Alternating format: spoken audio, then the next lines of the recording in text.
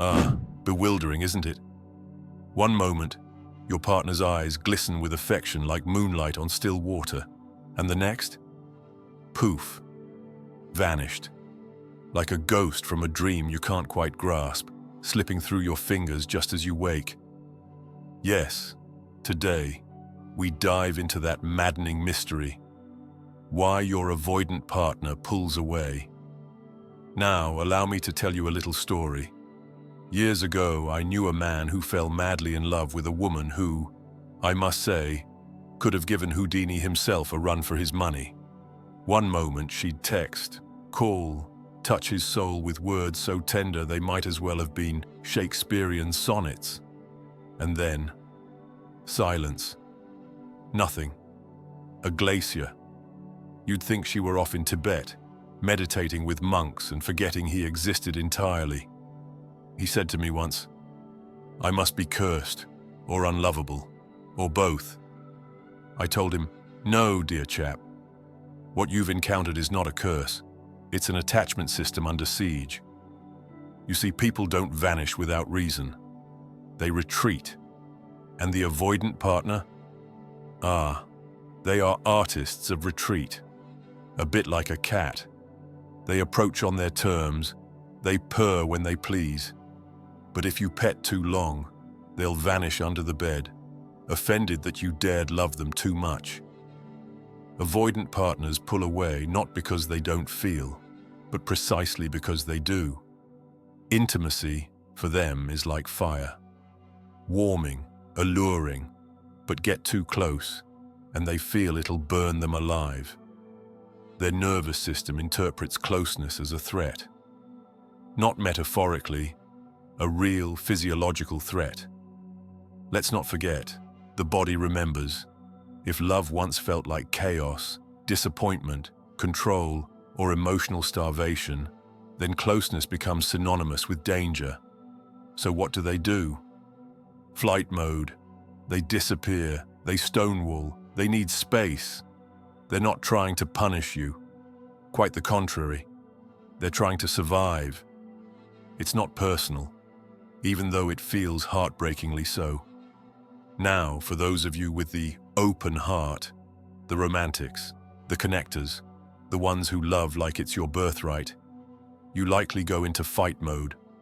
You sense the drift, and your response is to reach.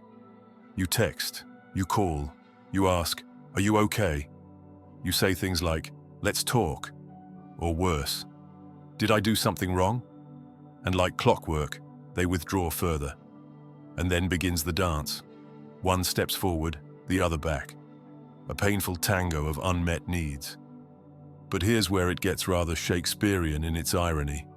Avoidant types often start relationships with great enthusiasm. They say the right things, play the part, seem completely engaged. You think, finally, someone who gets me. And then one day, bam. The lights go out. You're left on stage delivering your lines to a missing scene partner. Why?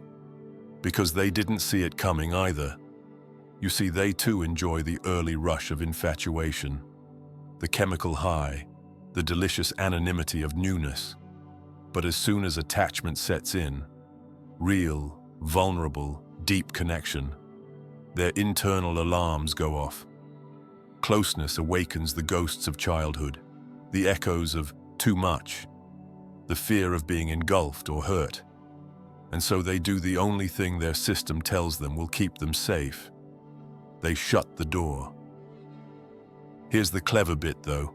If you ask them, "Are you okay? Do you need space?" They'll often say, "I'm fine," because they don't know what they're feeling.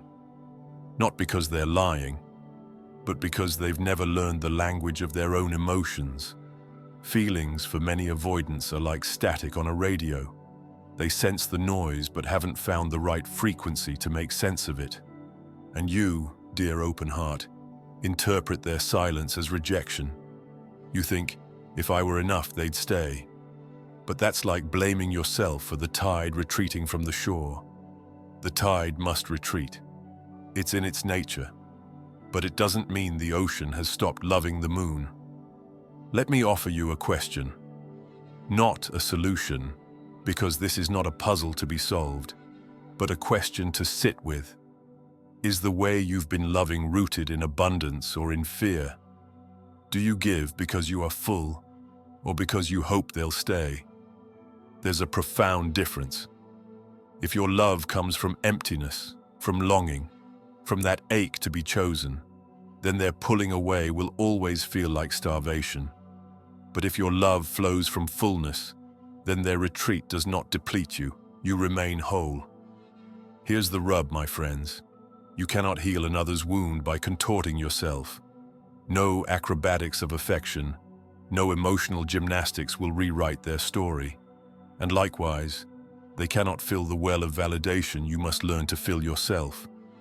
The moment you stop trying to fix the avoidant is the moment you begin to free yourself. Sometimes love isn't meant to be a lifetime. It's meant to be a lesson. Avoidant partnerships are mirrors. Painful, yes. Frustrating, certainly. But they reflect our deepest truths. Where we abandon ourselves, where we chase unavailable affection because it's all we've ever known, and where we forget that we, too, are worthy of secure love. So the next time your avoidant partner pulls away, remember this. It's not your job to chase. It's your invitation to pause, to come home to yourself, to soften into the sadness rather than tighten with panic. Because in that stillness, you may find the most powerful truth of all. You are not unlovable. They are just not ready to stay. And perhaps your love deserves someone who is. Now, isn't that a thought worth sitting with? Cheers.